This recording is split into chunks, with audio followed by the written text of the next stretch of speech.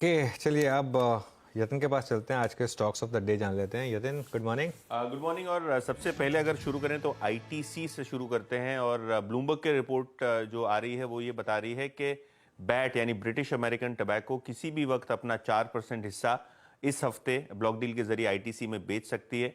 Obviously इनको 4% हिस्सा बेचना है जो आज की मार्केट वैल्यू के हिसाब से लगभग 20,000 करोड़ रुपए का है। और ऑब्वियस है क्योंकि इतना बड़ा ब्लॉक है तो शेयर में डिस्काउंट हो सकता है डील पे, जिसके कारण आज शेयर में लगभग 2.5% की शुरुआती डाउनटिक आप देख रहे हैं। इसके अलावा एबी कैपिटल ये भी एक शेयर फोकस में है, एफएनओ का टॉप गेनर है। लगभग 5-6% के गैप अप के साथ कंपनी के शेयर ट्रेडिंग की शुरुआत हुई थी। अभी भी लगभग 3% की तेजी शेयर में बनी हुई है।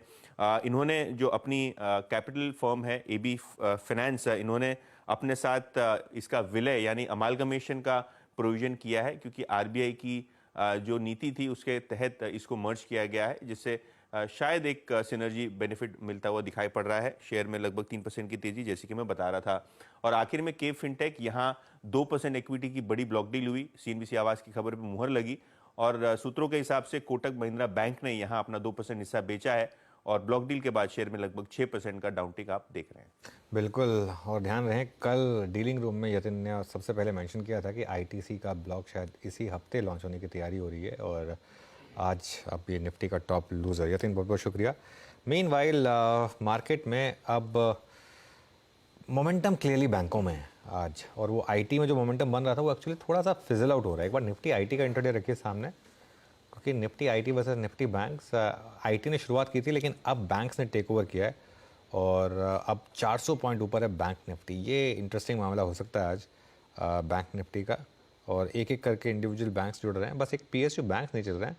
और फाइनेंशियल सर्विसेज इंडेक्स ये भी डे हाई पर आ गया है अब, तो यहाँ पर भी मोमेंटम इस समय अच्छा है।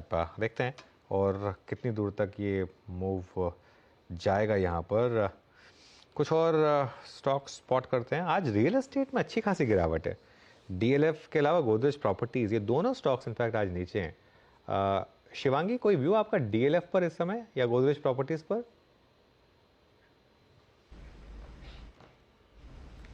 जी, रियल एस्टेट में हमने एक अच्छी बढ़त देखी है पिछले 2 महीनों से एंड कंसिस्टेंटली यहाँ पे बाइंग देखने को मिली है। डीएलएफ स्पेसिफिकली अगर हम बात करें तो इसमें वीकली फ्रेम में एक नेगेशन ज़रूर है हायर लोज का, बट देन अगेन अपने की रिट्रेसमेंट लेवल को अभी भी होल्ड कर। ऑफ कोर्स हायर जोन्स पे प्रॉफिट बुकिंग जो है वो नेचुरल है, तो मेरी राय रहेगी कि यहाँ पे अगर लॉन्ग पोजिशंस है तो बने रहे, कोई प्रॉब्लम नहीं है। 875 के एक सब रखें। ओके, टीएलएफ आज सिंक होता हुआ थोड़ा सा डे लो की ट्रजेक्टरी में आके ट्रेड कर रहा है। Nifty as of now higher levels की ट्रजेक्टरी को होल्ड करता हुआ अभी तक तो होल्ड कर रहा है।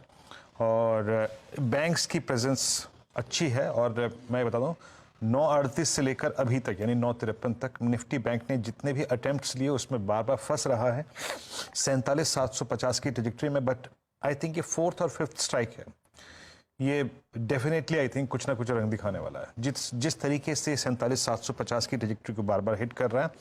एक दो नॉन बैंकिंग स्टॉक्स को भी देख लेते हैं जहां पे मूव अच्छे आ रहे हैं।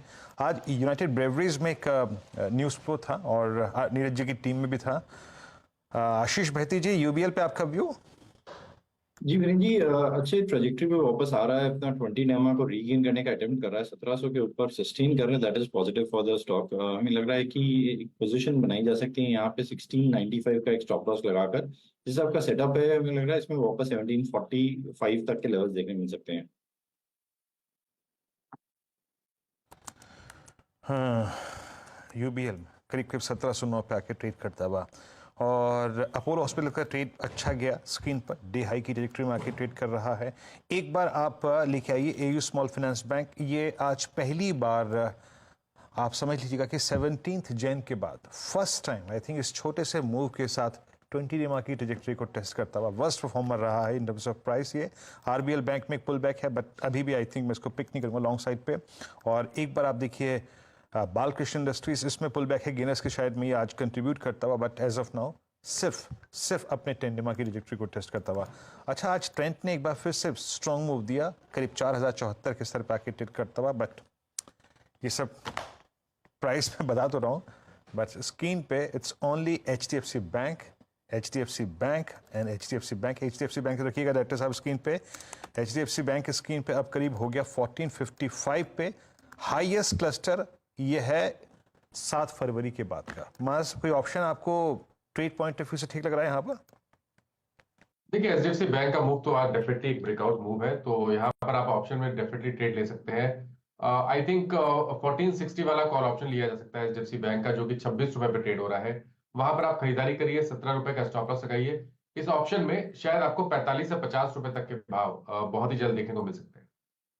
ओके, चलिए अब एक काम करते हैं, पैनल को स्क्रीन पर रखिए आज। और राजेश पालवे जी, कविता जी, आपसे रिक्वेस्ट करूंगा कि अगले शो के लिए बने रहें।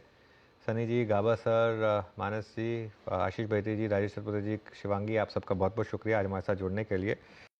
बता दें कि मनी कंट्रोल पर दिए गए विचार एक्सपर्ट्स के अपने निजी विचार होते हैं। वेबसाइट या मैनेजमेंट इसके लिए उत्तरदायी नहीं है। यूजर्स को मनी कंट्रोल की सलाह है कि कोई भी निवेश निर्णय लेने से पहले सर्टिफाइड एक्सपर्ट की सलाह लें।